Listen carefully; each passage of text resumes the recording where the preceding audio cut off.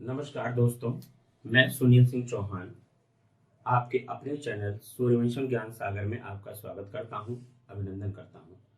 जैसा कि आपको मालूम है कि R O A R O 2023 के लिए आपके लिए हम एक विशेष सीरीज लेकर के आए हैं और आज की सीरीज में आपका शुरुआत होती है भारतीय राज्य व्यवस्था की, जिसमें हम आपके लिए संविधान की अनुसूचियां लेकर के आए हैं। देखिएगा, मूल संविधान में जो अनुसूचियों की संख्या थी वो थी 8, परंतु वर्तमान समय में अनुसूचियों की संख्या 12 हो गई है। हम पहले 8 अनुसूचियां देखेंगे। पहली अनुसूची का विषय संघ और उसका राज्य क्षेत्र। द्वितीय अनुसूची विभिन्न पदाधिकारियों के वेतन और भत्ते। तीसरी अनुसूची शपथ और प्रतिज्ञान। चौथी अनुसूची में राज्यसभा में सीटों का आवंटन बताया गया है। पांचवी अनुसूची में अनुसूचित और अनुसूचित जनजातीय क्षेत्रों के प्रशासन एवं नियंत्रण के बारे में उपबंध है। छठी अनुसूची, जिसमें असम, मेघालय, मिजोरम और त्रिपुरा राज्यों के जनजातीय क्षेत्रों के प्रशासन के बारे में उपबंध किया गया है। देखिए, सातवीं अनुसूची जो है, इसमें विषयों का बंटवारा है। संघ सूची, राज्य सूची और समवर्ती सूची। इसका तात्पर्य यह है कि जो विषय संघ सूची में वर्णित हैं या केंद्रीय सूची में वर्णित हैं, उन पर केवल और केवल संसद कानून बना सकती है। राज्य सूची में केवल और केवल आपका राज्य विधानमंडल कानून बना सकता है और समवर्ती सूची में वो विषय रखे गए हैं जिनमें केंद्र और राज्य दोनों कानून बना सकते हैं। लेकिन आपको यहाँ पे ध्यान रखना होगा कि विवाद की स्थिति में अगर एक ही विषय पर केंद्र और राज्य दोनों ने बना दिया है, अगर विवाद होता है तो केंद्र द्वारा बनाया गया कानून मान्य होगा।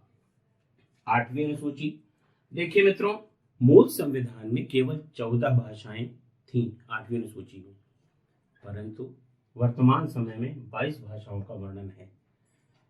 यहां पर एक चीज आप लोग ध्यान रखिएगा कि अंग्रेजी इसमें शामिल नहीं है 22 भाषाओं में। नेपाली शामिल है। हो सकता है आपके दिमाग में आ जाए कि नेपाली है या नहीं, तो नेपाली शामिल है। ठीक है।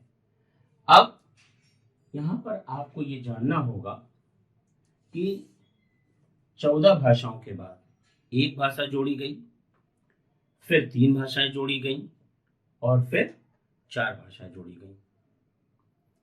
4 भाषाएं जोड़ी गई।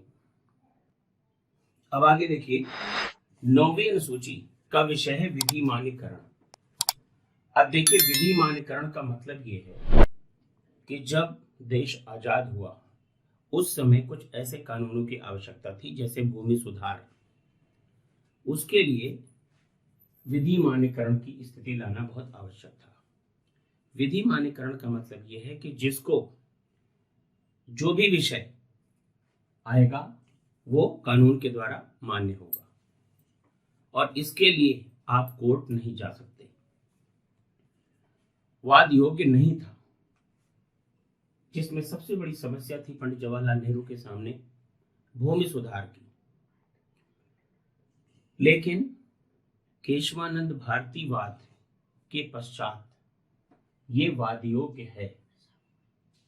केशवानंद भारतीवाद के पहले ये वाद योग्य नहीं था, अर्थात इसके लिए कोई भी व्यक्ति सुप्रीम कोर्ट या हाई कोर्ट नहीं जा सकता था। लेकिन केशवानंद भारतीवाद के पश्चात अब ये वाद योग्य है, ये आपको ध्यान रखना पड़ेगा। उदाहरण के लिए, कोई ऐसा विषय, जैसे आजकल एक्सप्रेसवे बन रहे हैं और किसी की जमीन उसमें आ रही है, अगर कोई एक ऐसा व्यक्ति कि मैं अपनी जमीन नहीं दूंगा, ये हमारे पुरखों की जमीन है, भूमिधरी जमीन है, ऐसी स्थिति में उसको जमीन देना ही देना होगा, वो आपका विधि मान्यकरण के तहत आता है। अब दूसरी स्थिति आती है 10वीं अनुसूची की। ये संविधान के 52वें संविधान संशोधन द्वारा जोड़ी गई थी और ये पहले संविधान संशोधन द्वारा 1951 में जोड़ी गई थी।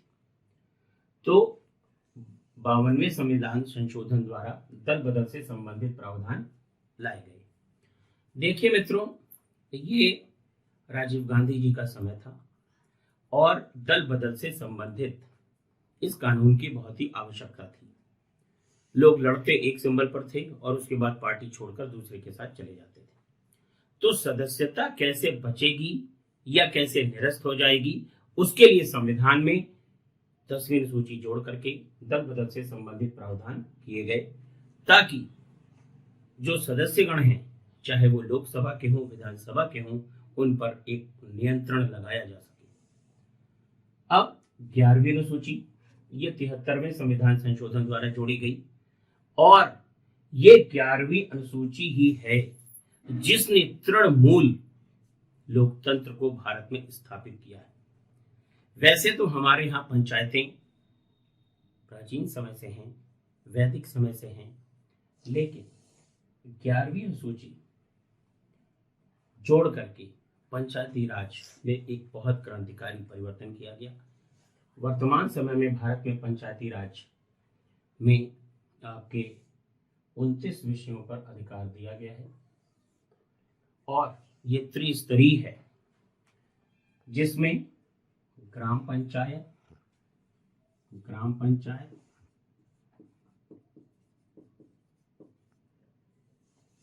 क्षेत्र पंचायत,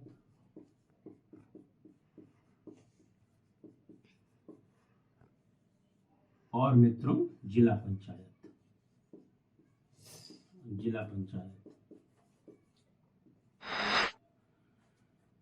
जिन राज्यों की जनसंख्या 20 लाख से कम है वहां पर ये स्तर मौजूद नहीं है, केवल 2 ही स्तर हैं, ग्राम पंचायत और क्षेत्र पंचायत।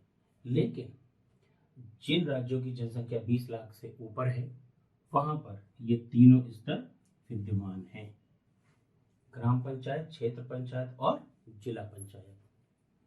अब आगे बढ़ते हैं हम लोग। जैसा कि आपको मालूम है कि जो पंचायत है ये ग्रामीण क्षेत्रों से संबंधित है। अब सवाल उठता है कि नगरीय क्षेत्रों का क्या होगा। तो नगरीय क्षेत्रों के लिए मित्रों 74वें संविधान संशोधन द्वारा 12वीं सूची जोड़ी गई और स्थानीय निकाय के लिए अर्थात शहरी क्षेत्रों के लिए इसमें मित्रों 18 विषय दिए गए। जिस प्रकार पंचायतों को 29 विषयों पर अधिकार दिए गए, उसी प्रकार 12वीं अनुसूची में 18 विषय दिए गए हैं। अब अगर हम उदाहरण लें तो उत्तर प्रदेश में 17 नगर निगम हैं, उसके बाद जो बचे वो नगर पालिका परिषद और नगर पंचायतों में बटे हुए हैं। ये आपकी संविधान की 12 अनुसूचियां हैं वर्तमान समय में। मूल संविधान में मित्रों कितनी थी? 8। बाद में 9वीं अनुसूची प्रथम संविधान संशोधन द्वारा, 10वीं अनुसूची 52वें संविधान संशोधन द्वारा, 11वीं अनुसूची आपकी 73वें संविधान संशोधन द्वारा और 12वीं अनुसूची 74th यानी 74वें संविधान संशोधन द्वारा जोड़ी गई थी। एक बार देखिए, फिर से मैं आपको रिवाइज करा देता हूं। प्रथम अनुसूची संघ और उसके राज्य क्षेत्र से संबंधित है। वर्तमान समय में भारत में 28 राज्य और 8 केंद्र शासित प्रदेश हैं। द्वितीय अनुसूची विभिन्न पदाधिकारियों के वेतन और भत्तों से संबंधित है। तृतीय अनुसूची आपका शपथ और प्रतिज्ञा, जैसे आपका प्रधानमंत्री जी, राष्ट्रपति जी, न्यायालय के न्यायाधीश आदि शपथ लेते हैं, तो वो शपथ वर्णित कहां पर है? तो वो तीसरी अनुसूची में। चौथी अनुसूची राज्यसभा में सीटों का आवंटन, अर्थात किस राज्य से कितनी कितनी सीटें राज्यसभा में आएंगी उसका वर्णन है। पांचवी अनुसूची अनुसूचित जाति और अनुसूचित जनजाति क्षेत्रों के प्रशासन से संबंधित प्रावधान है। छठी अनुसूची असम, मेघालय, त्रिपुरा और मिजोरम राज्यों से संबंधित प्रावधान दिए गए हैं। यहाँ पर आपको ध्यान देना है कि इन 4 राज्यों में असम, मेघालय, त्रिपुरा और मिजोरम, यहाँ पर आप देखिए कि जो 5वीं अनुसूची है वो अनुसूचित जाति और जनजाति दोनों से संबंधित है, लेकिन जो छठी अनुसूची है वो केवल अनुसूचित जनजातियों से संबंधित है। आगे 7वीं अनुसूची विषयों का बंटवारा। संघ सूची, राज्य सूची और संवर्ती सूची में किया गया है, जो कि हमारे लोकतंत्र को मजबूत करता है। केंद्र के पास जो विषय है उस पर उसको अधिकार है और राज्य के पास जो विषय है उस पर राज्य को अधिकार है। फिर 22 भाषाओं का वर्णन 8वीं अनुसूची में। अगर आपसे पूछा जाए कि मूल संविधान में कितनी थी, तो 14 भाषाएं थी। 9वीं अनुसूची, जो कि प्रथम संविधान संशोधन द्वारा जोड़ी गई, विधिमान्यकरण का अधिकार दिया गया है। 10वीं अनुसूची दल बदल से संबंधित प्रावधान है। 11वीं अनुसूची पंचायती राज से संबंधित है और 12वीं अनुसूची स्थानीय निकाय से संबंधित है। मित्रों, हमारी लाइव क्लास के लिए दिए गए नंबरों पर आप संपर्क कर सकते हैं और हम सभी प्रतियोगी भाइयों से ये बात करना चाहते हैं कि ROARO 2023 के लिए आप जितनी मेहनत कर सकते हैं वो कर लीजिए, वरना ये पद आपको कम से कम 3 साल बाद ही दिखाई पड़ेंगे। और 4800 पे ग्रेड पर ये एक बहुत ही अच्छा पद है और हमारा आपसे निवेदन है कि अपनी पढ़ाई को एक रणनीतिक